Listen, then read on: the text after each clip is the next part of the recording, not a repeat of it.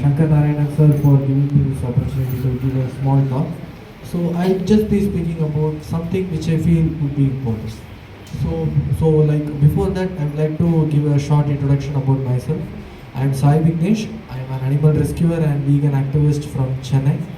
I run a sanctuary for rescued animals in the outskirts of Chennai. So I started rescuing animals when I was 15 years old, and now I am 22 years old. We have over 216 animals in our sanctuary, which includes cows, bulls, buffaloes, goats, pigs, rabbits, and even a horse. And we have been running this sanctuary since 2019. So first I wanted to tell you a short story. A story which actually changed how I perceived animals. It happened 2 years ago. I have been a vegan for 6 years, but this story actually changed my perception on the animals 2 years ago. So what happened was, I have rescued many cows, buffaloes, and bulls from illegal slaughter and illegal trafficking. People generally take cattle by stuffing them in the large trucks to various states for the purpose of slaughter. They do it illegally. They cramp the cattle in those trucks and they take them. So generally, whenever I get information about such trucks or illegal slaughters, I file a case with the police and rescue them. And recently also the Honorable Supreme Court has given an order saying that the rescued cattle shall remain in our sanctuary rather than being returned to the offender who claimed that he was going to do the agricultural business with the cattle while he was taking them for slaughter. It is a landmark judgment. And leave it at all aside. So 2 years ago, I received information that one pregnant cow was going to be slaughtered. So I informed the police, then I went to the spot to rescue the cow. But there were butchers and the cow was not there. And the police was with me as well. Then we searched around the illegal slaughter shed about where the cow was and all. And the butcher said that the cow had not arrived yet.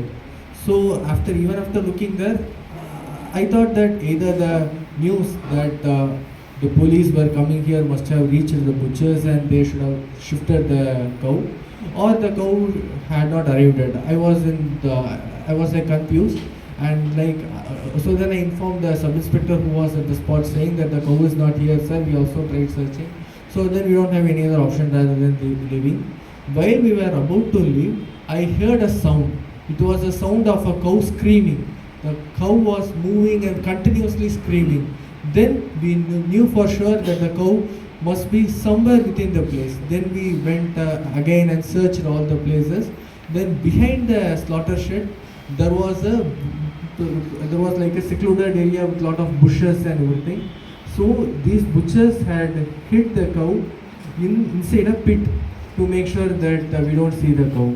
So the moment the cow saw us, she stopped screaming. She did not scream or anything. She knew that we were there to help her. She stopped screaming. So then we rescued her and brought her to the sanctuary. What I learned from this is, many people actually perceive the animals to be voiceless. They say that the animal is voiceless animals. It is like very common term.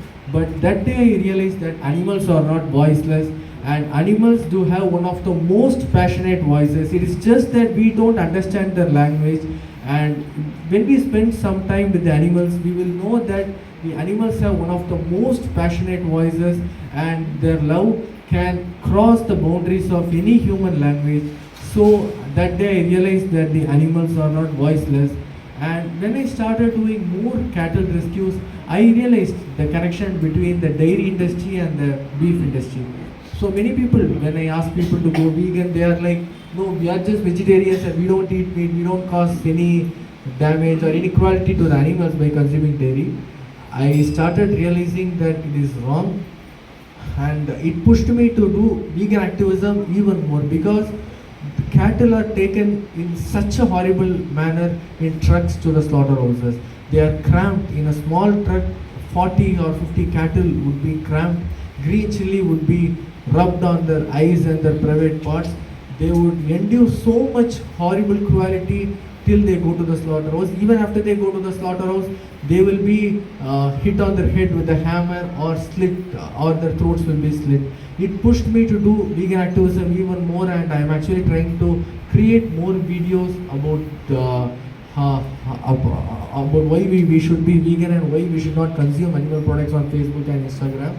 And last 2 months, I was able to see quite some response with the people. This month alone, I got messages from around 20 people that they have went vegan after seeing the videos. I feel that it was not because of me speaking, but it's because of the animals. In all of my videos, I have the rescued animal on one side and I explain the story. They serve as ambassadors of the species. So sorry for taking the time, so I just finish this quickly. So I'd like to request each one of you to do activism in whatever way possible. It might be as simple as speaking to your friends or known contacts about it, because the animals need us more. The animals are going through uncountable and immeasurable suffering right now in this world, and I'm very happy to see this huge gathering of vegans here, and I'm very happy to be here.